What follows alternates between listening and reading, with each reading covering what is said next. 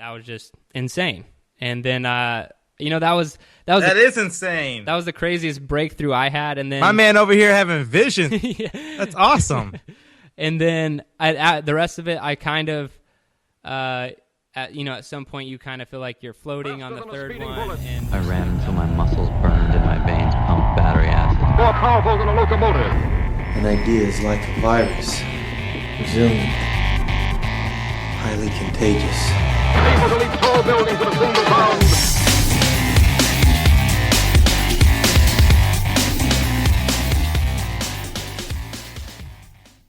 Live. Hey guys, welcome to the Betterhumanology Podcast. I'm your host, one of your hosts, Talon. Here with me as always is Jerred Moon. What's up, Jerred? What's up, man? What's up? So Jerred is fresh off a week of SEALFIT, Navy SEAL training, kind of. And so I really want to dig in on what it was like, see if it can make us better humans, kind of find out what his thoughts were. So how come I didn't do it, Jerred? I don't know, man. Why didn't you do it? No, so this had been planned and paid for with a different group before we even started the Betterhumanology Podcast. So I wanted to be there with you, my man. I wanted to be trudging through the tough times and carrying the logs, whatever you guys were doing. Well, next time, but right? I couldn't. Next time. Yeah, maybe we'll talk about that at the end of the show, right? Yeah. So I've got some questions prepared to interview you about how the SEALFIT training was. Are you ready for those? So I just get to take a seat, sit back, and relax and answer some questions? Yeah, you get to take the passenger seat today. Sounds good. Well, I'm gonna stand, but... Oh, yeah. Yeah, it might remind some of our viewers of the Super Awesome Accelerate episode. I just got to ask you some questions. Oh, yeah, you did interview me. Yeah, that was fun. Cool. That was cool. All right, so first one. So what'd you think before you went? Like, what'd you expect SEALFIT training to be like? I've kind of had the same feeling with, like, Go-Ruck challenges and all other stuff. My main concern, and we've talked about this before, being in the military and then going to, like... even if they're ex-military or whatever, going to some training that they put on. Right. I'm more worried about the professionalism of the trainers than I am anything else. I'm not worried about like a physical beatdown or getting yelled at or like breaking mentally. I just don't like. I would hate for someone to overstep their bounds and like go into some sort of hazing mode as a civilian on civilian type training. And so that's just all, I've always been wary of that when these kind of events come up. So that was one of my main concerns. And then the other was just, staying injury free. I've had the shoulder issue for a long time, so I just didn't want to get that injured while I was doing SEALFIT. So you're a little bit worried like these guys are going to come out and be like super like realistic military training. Like we're going to be up y'all's assholes this entire time. Like there's a little bit of apprehension with that. It's not so much that of the like yelling and stuff like that. It's just the crossing the line of professionalism and just like someone on an ego trip. You know what I mean? Like, right. Maybe they've never actually been in a trainer position, but now they have this opportunity and they have no real skill or ability. And this isn't what happened, by the way. I'm just saying that's been my biggest fear of like, someone who, I serve special operations or whatever, so now I'm going to train some people, but I've never been trained to train people, and I've never trained people. I'm just going to yell and be mean and try and figure it out as I go. That was always my concern with these things. Okay, so you said that's what you worried about ahead of time, but you said it didn't go that way when you were there. So what was it like for those few things you worried about? What was the professionalism level while you were there? They have amazing coaches, amazing trainers. A lot of them either former Navy SEALs or current Navy SEALs, and then Mark Devine, the guy who runs the entire thing, who owns SEALFIT and NavySeals.com. He super legit dude. He was there? Yeah, he actually ran. I was surprised because he's like the owner of the company and he does a lot of stuff, but he's super involved in the day-to-day operations, not from like a tactical level, but these big like academy camps in Kokoro and all that other stuff. He's pretty involved, more involved than I thought he would be, and it's just because he's so passionate about his business and what he does. So it was really cool because you get a lot of lessons from him and he teaches you a lot of stuff. So the things that you were a little bit weary about going in were totally debunked by the time you finished. Yeah, I mean, in all honesty, it only takes like 2 hours to find out if you're going to have that issue. Right. Okay. And that was the only thing that like I said, I like whatever. Make me do 1,000,000 push-ups. I don't care. Put me in the water. I don't care. I don't know why it would bother me if someone else, especially if they had no military training, and they're yelling at me. Which they have some guys who have been through their Kokoro camp, but they've never been in the military. But they're facilitating military-style training, and I thought that was going to be a problem. But even those dudes, they were super professional and awesome at what they were doing. It sounds like it's a pretty legit deal. So, I mean, I guess before we get any further, could you like kind of outline what it is, like what SEALFIT training is? I mean, how many days? You start talking about push-ups and in the water. I mean, what kinds of stuff did you guys do? Just kind of a general kind of outline so we know what we're talking about. Yeah, so SEALFIT has been around for a long time, and I actually did some of their workouts back in the day, so I've known about them for a long time, and they've had all these little camps, academies, challenges, all this stuff that you can sign up for. And I think their hardest one is called Kokoro, and it's like 50 hours and it's supposed to like completely simulate 50 hot damn 55 hours like nonstop. It's supposed to simulate Bud's Hell Week, Navy SEAL Hell Week. Right. That's their hardest one. And then what the other stuff they have are what they call SEALFIT academies, and there are a couple different kinds. You have to look on their website to find out all the different types, because one of them is like 3 weeks, and that one's prepared for guys preparing for like some sort of special operations selections, whether Navy SEAL or whatever. And this one was just a 3-day SEALFIT academy. It was a custom one because it was like an executive team, like a bunch of business people who were going in on it. Right. And so they kind of put one together for us. Yeah, and so you learn like a lot of fundamental stuff as far as lifting goes, and fundamentals as in like how to lift. Yeah, they teach you a lot of like proper execution and stuff the first day. In all honesty, the first day I was kind of like, man, this is kind of slow. Like I really thought this was going to be a little bit more challenging, but what they do is they teach you a lot, and they assess everyone's skill level. They find out kind of where the team as a whole is at. And then I think after they learn that in a couple hours, that's when they start to push people's buttons and kind of up the intensity. And it just gets gradually more intense until it's over. So it's really approached as a team kind of concept the entire time. Very much so. The only thing that's individual was you do a PT test at some point in there, and that's the only thing that was like, you try as hard as you can. So would you say the team aspect kind of approach to it really challenges you in a different way to make you probably build mental toughness in a whole different type of arena, really, as opposed to other challenges that we might go and do like the Spartan race or whatever? Yeah, I think so, because I think if you're like, I don't know, if you're not used to working in a team situation, having had military experience, I knew that I was only going to be as strong as the weakest person there. Like our group was only going to be as strong as the weakest person there. Right. And so I just focused on that from the get-go. I didn't want to like try and be like, oh, look what I can do or anything like that. I wasn't trying to be that guy. I was just trying to facilitate the team and help them out and serve them, because I just wanted everyone to get through it successfully. Right. And so it pushes you more than, I think individually, things are a lot easier for me, because you need a team to get through really difficult times if you were to do something really challenging. I think, but in like a physical situation, if you're just going to like beat me down, I'd almost just rather be by myself and just like take it and then be done. I think it's harder to go through it with a team, and that does push you mentally. Well, speaking of that, you're talking about the physical challenges though that you're pushed through.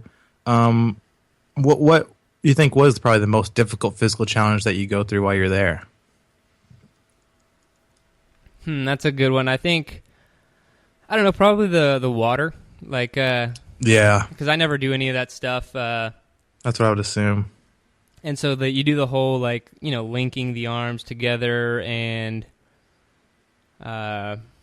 you go sit down in the water, and like you have to sit with your back towards the waves and like put your head on the ground, and then like waves will splash over you, and like as soon as that happened, people started like, some people like threw up and like were coughing because they didn't. Did they? They didn't see the wave coming, and like, and they don't care. They're just like, all right, here comes another one, you know. And so it was good. I think that was the most challenging, but I got like uncontrollably cold at one point. Okay. Like I was fine, I felt fine, but my body just like I couldn't stop it from shaking. So I would say that was the most challenging because I do I do cold showers and stuff, but that's nothing compared to like being submerged in cold water for a long period of time. So that's still the most challenging physically. Because I'm about to ask you what the most challenging mentally was, and that sounds like that might fit for both of them. No, yeah, it won't fit for both. Yeah, no? Yeah, that was the most challenging physically because just couldn't stop your body from shaking, like you couldn't control it anymore. Yeah, I'll go with that. All right. Now that I know your next question, I'll go with that. All right, tell me mentally then. What was most challenging? And I kind of touched on it a second ago, but I would say the team aspect of everything. Mm-hmm. That because I was picked as the team leader from the very start. Boom. I don't know. Maybe I should outline the days. Well, sure. You know? Yeah, sure. Well, I just feel like I feel like I'm jumping around. Maybe I should outline how that happened. Yeah. Break it down for us. And then I'll tie it back to why that was most challenging mentally. Okay. So we get there day one, you know, and like I was like kind of getting ready for everything, and you know they start off trying to fluster the team a little bit, you know, and not overly so. Like I've been in much more intense, as have you, situations with them trying to fluster you and stuff. Right. And I realized that, okay, you know, I'm the only one here with military experience. I need to kind of organize these people. And we were only given like 90 seconds or 60 seconds to divide up into 3 teams, and all teams had to be in height order, you know, tallest to shortest. And taller tapped. Yeah, exactly. And that's why I was chosen as the team leader, because I took control, lined everyone up in a big long line, taller tapped them. For anyone out there who doesn't know what that is, that's just if you line people up in a line, and if you're taller than the person in front of you, you what, Talon? Tap them on the shoulder and take their place. Exactly. That's a military command when you're getting formations together and stuff. And so I did that real quick, and then we had 21 people. I had them like count off to 7, and then we had 3 teams, and then I delegated some, like, okay, you're in charge of this team. I just like kind of took control, and we got it done in like our 90 seconds or whatever. And then that's Betterhumanology leading the charge. Yeah, and then they were like, okay, so who's in charge here? And everyone kind of like smiled and looked at me, and I was like, yeah, I guess I'm the guy. So anyway, being the leader in those situations, which, you know, I know you've done as well, it takes an extreme amount of vigilance. It's almost more like being the scapegoat, vice being the leader the first day. Yeah, like, okay, this person's not prepared in this area, that's your fault. Yeah, so like, and that's what it just, I think if I would have just been like, you know, like a person in one of the teams, I could have taken like a real back seat the entire 3 days, and just like kind of what I was saying earlier is like I would help the team, but since I wasn't the leader, I could, you know, really focus more internally and just like focus on, you know, doing the push-ups or being in the water or whatever. But when you're the leader, you have that extra element of making sure everyone's okay, everyone's accounted for, and, you know, all that other stuff. So I think that added just being more vigilant the entire time was probably tough mentally, something I've been trained to do. But I feel like once I didn't realize how taxing it was until it was over. And then, because I wasn't that beat up physically, but mentally I was just like, I'm exhausted, man. I'm tired. And the reason I knew that is because one of the guys I was with, we went to go get in the beach in the water the next day. And we were at a different beach in the water. This was post SEALFIT. And the water was freezing cold. And like colder than where we were. And I don't know why, maybe just a different location. But we were in the water for like 10 or 15 minutes, and I was just getting cold again. And I was like, dude, I just don't have it. Like, that's my willpower's gone. Like, I don't want to be in cold water right now. Like, I'm good. And that's like so rare for me to like just be like, screw it, you know, like, so that's when I realized, like, wow, that was quite more mentally taxing than I thought. So very, very long-winded answer to what the most mentally challenging was, and that's obviously being being the team leader, I guess, throughout that entire experience. And all the extra stressors that adds throughout the entire time. Yeah. Well, something that I thought was really interesting, because I was trying to check up with you on, how it was going from day one, basically. I remember I called you, like, I think it was during your first day, and I was like, hey, man, how's SEALFIT going? Honestly, I had no idea how intense it would be. And I think I called you that first day. I think I called you the next day. I might have called you twice that next day. I don't think I even heard back from you until your third day. You might have sent me a text in there saying, like, hey, I don't really have time. I'm at SEAL training. Like, I get like an hour maybe to even like talk on the phone or check no text messages. So I was wondering, just for anybody out there that's looking to do a SEALFIT, event, are you pretty much disconnected from the world while you're there? There's not like a. If you're doing one of the academies, like, I guess there technically could be time. Like, they don't take your technology away from you.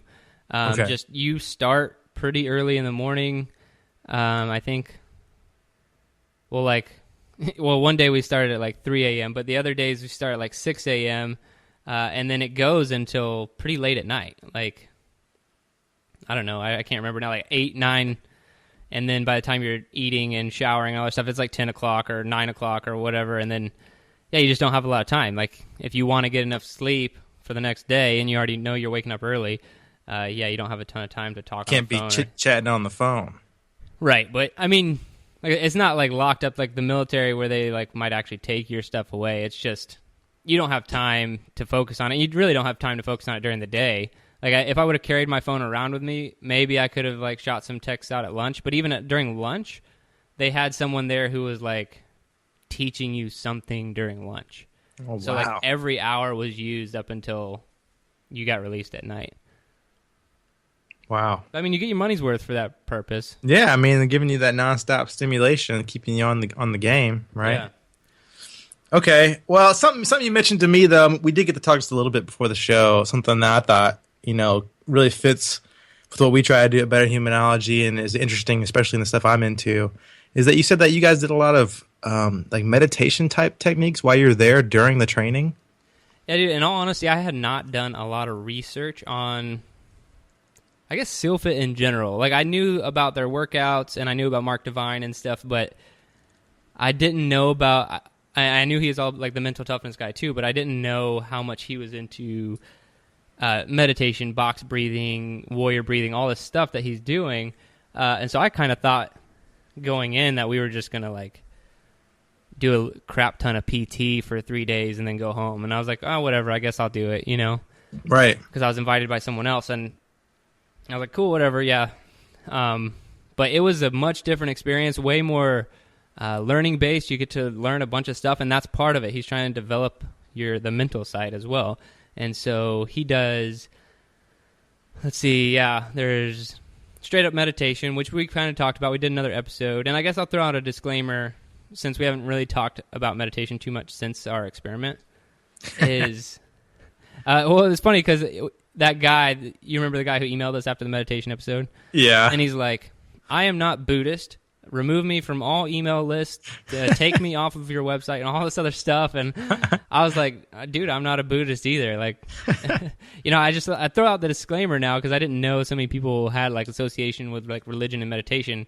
But like Mark Divine, he refers to it as kind of like your mind gym, like a place you go to, sharpen your mind and work out. And that's exactly how I view some of this mental stuff. I don't necessarily view it as in like a spiritual sense, just a mindfulness thing, whatever. Sure, a wellness sense, yeah. Yeah, so having thrown out that disclaimer, yeah, we did some meditation, which we've done and talked about on the podcast, but another thing he does is... Probably should revisit, yeah. ...is box breathing. Okay. And it's kind of like meditation in a sense, but it's just really controlled breathing. So you'll take like a 5-second inhale through the nose, filling up the belly and then the chest. Take a deep breath, 5-second inhale, then you'll hold it for 5 seconds, and then you'll exhale for 5 seconds. There we go. And then once you're completely exhaled, you've pushed all the air out, you hold it for 5 seconds.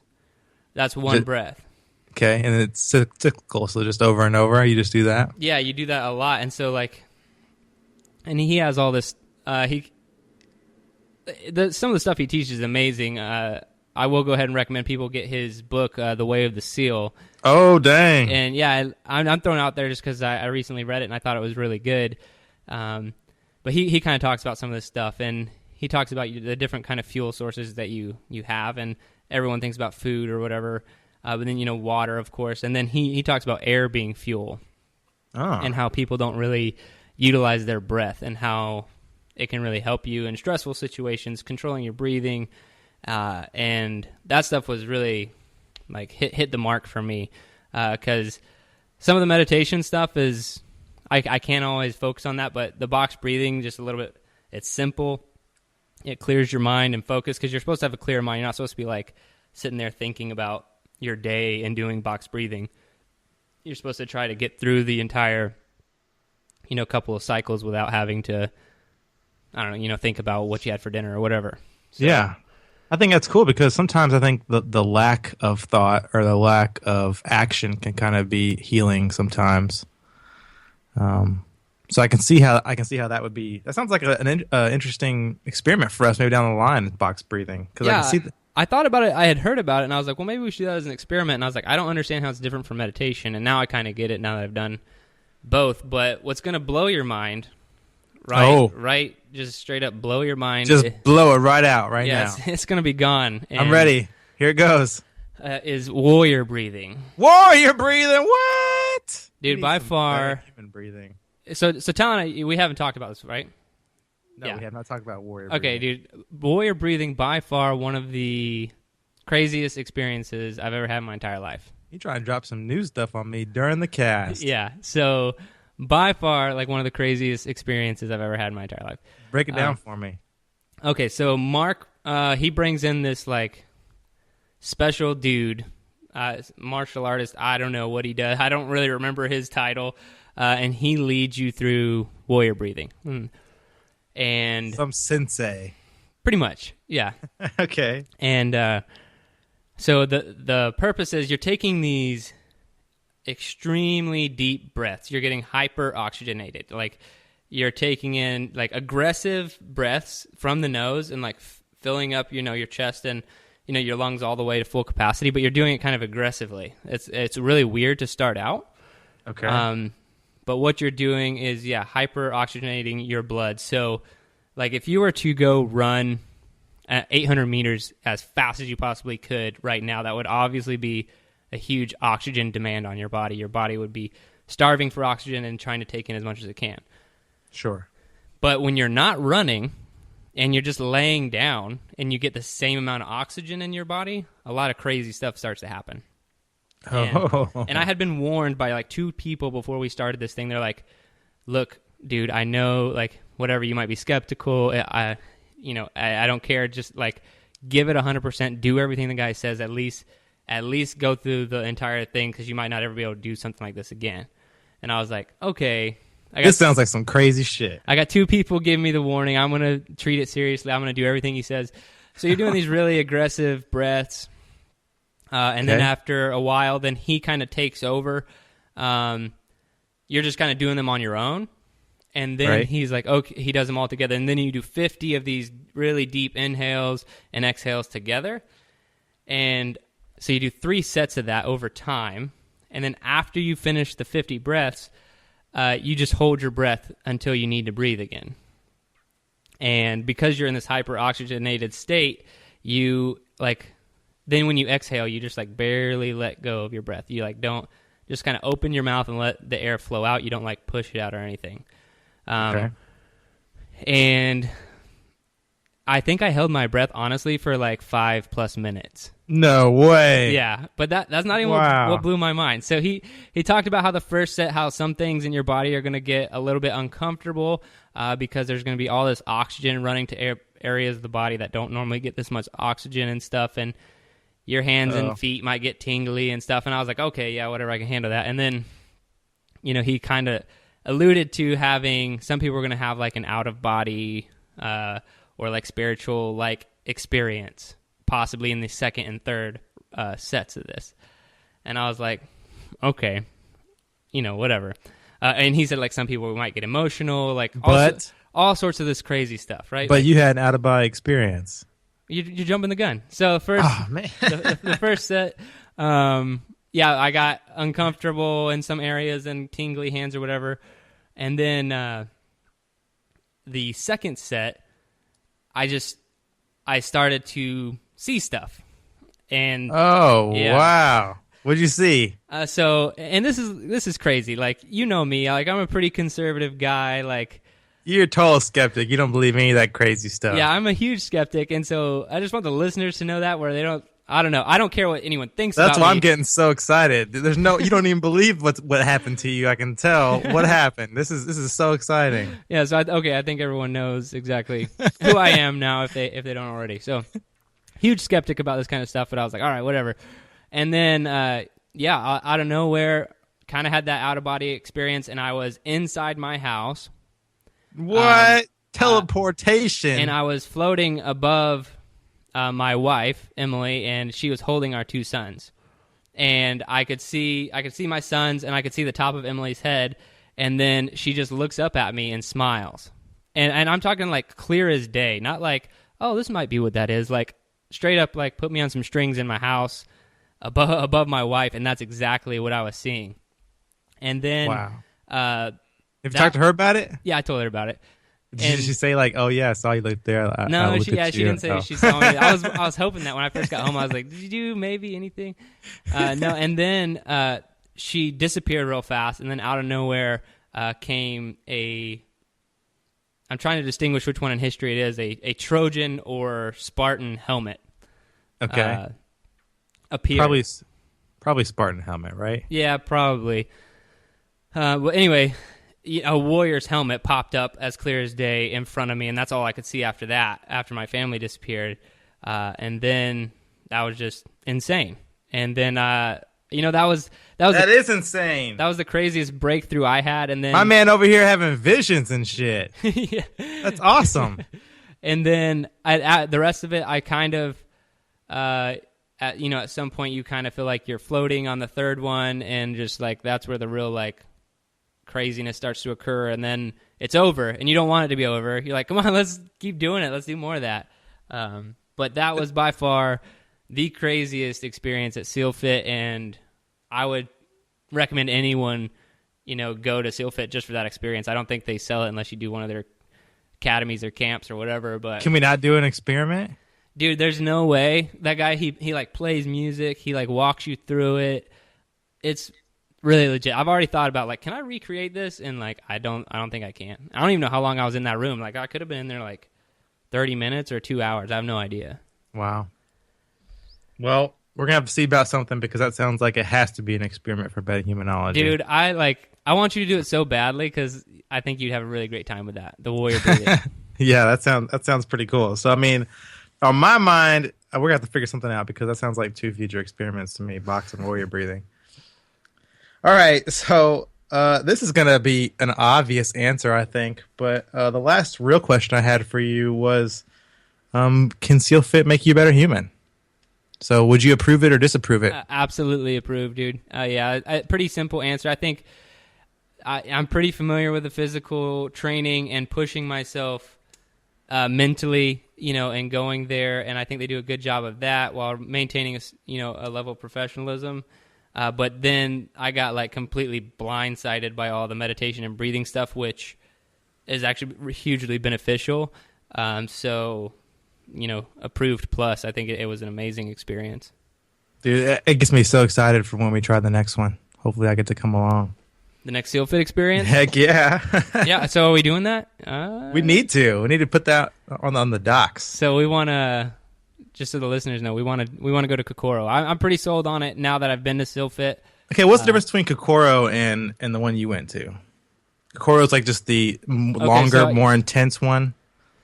So the one I was at was actually longer than Kokoro. Okay. But I told you how there's like classroom teaching and all this stuff and what I'm doing.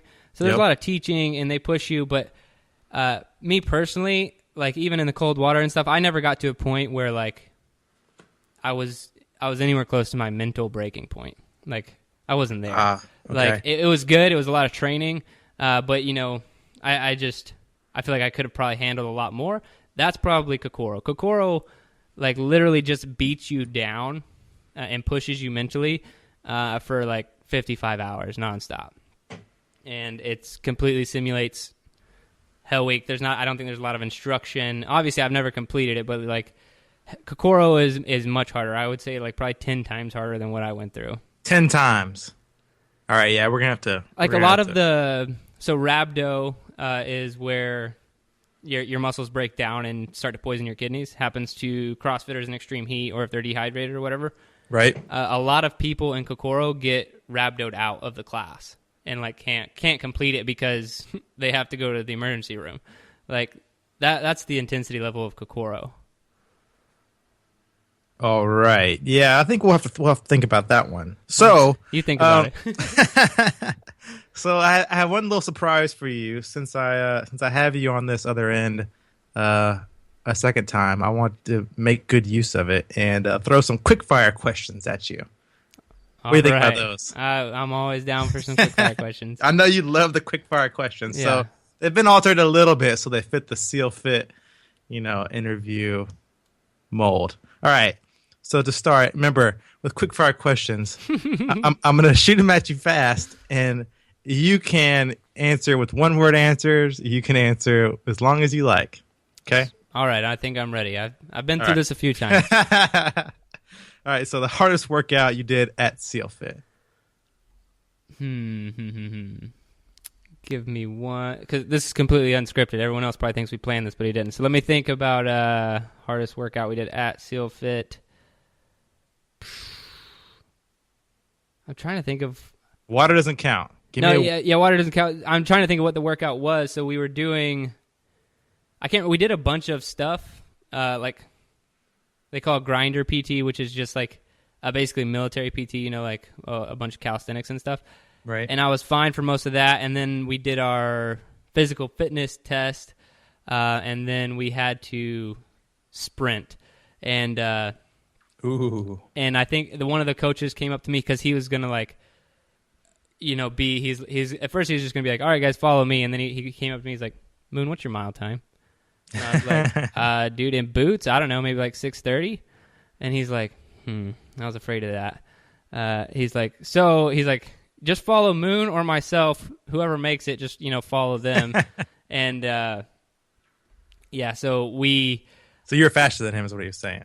Well, he ended up beating me right there at the end, but we took off so fast, because I don't know, I was like, okay, I'm going to run with him, and then we just took off so fast, I was getting gassed. I'd already done a bunch of workouts, and then I got really dizzy, gassed at towards the end, and he passed me right there at the end. But I don't know, that's probably the hardest part, was the sprint in boots and full gear and all that other stuff. Well, yeah, if he said that to you, he's like, in your mind, you're like, well, crap, I have to beat him now. I'm supposed to anyway, so. Yeah, that's what I was like. Oh, when you called me out in front of everybody, I gotta perform now. Yeah, I think that was by far the hardest one I did while we were there. If not that, log PT. Log PT kind of sucks. Yeah, just carrying it, moving it. Yeah. All right, so question number 2. If you could bring one item to SEALFIT that you knew you would need ahead of time, what would you bring? A lot of people had this anti-friction stuff. Okay. That they put on their feet to avoid blisters and stuff. Put that anti-friction on my feet. Yeah, I would probably bring that. I got one blister. It wasn't too bad, but they're just super annoying. So I would have brought something to kind of mitigate the blister situation.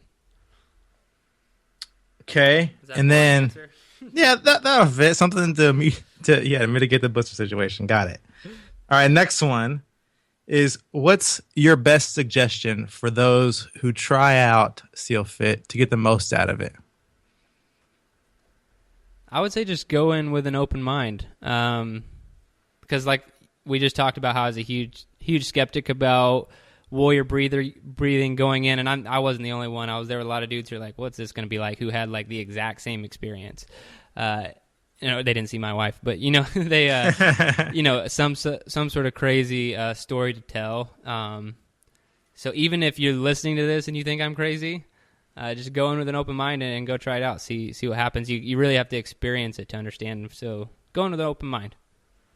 Well, with that said, I mean, is SEALFIT something everybody can do?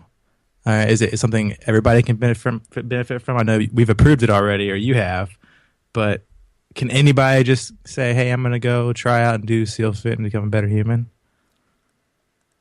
Yes, absolutely. But I mean, I would say everyone should train somewhat for it. Okay.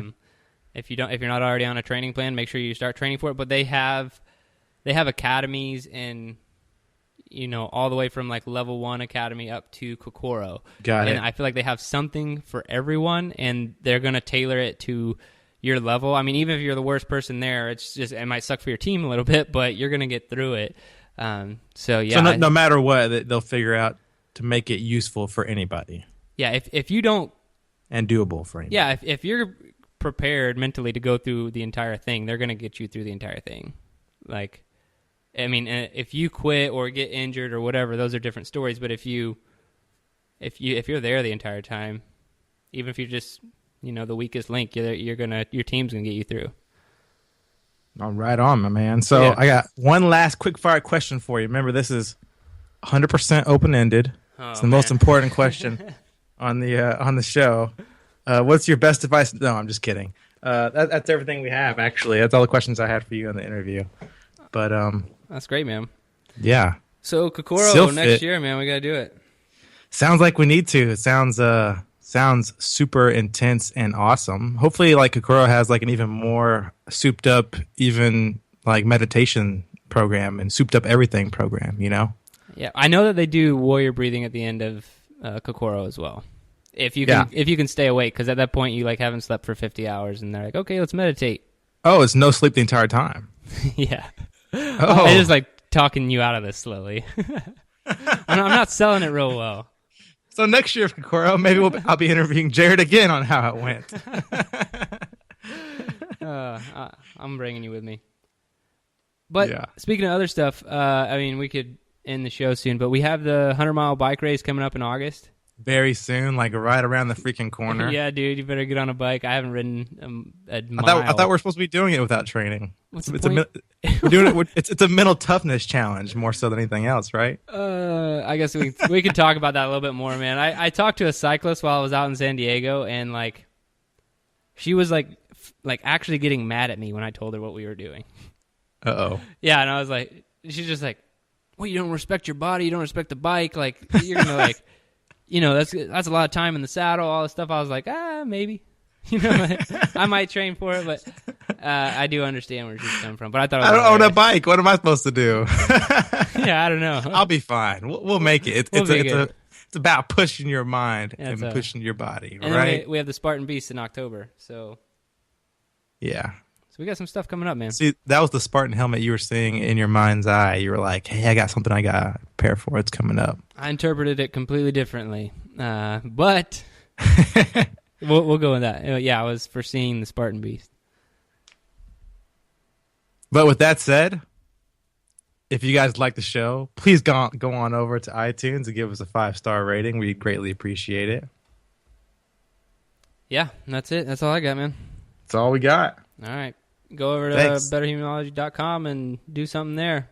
Yeah, there's some free stuff for you if you go there. We'd appreciate if you went there as well. All right. All right, thanks, guys. Peace.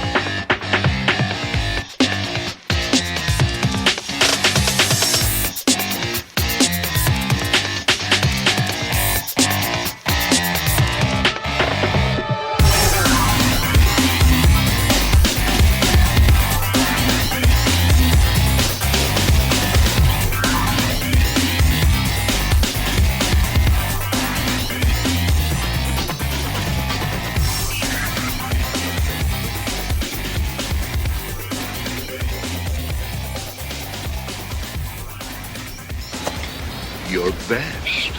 Losers always whine about their best.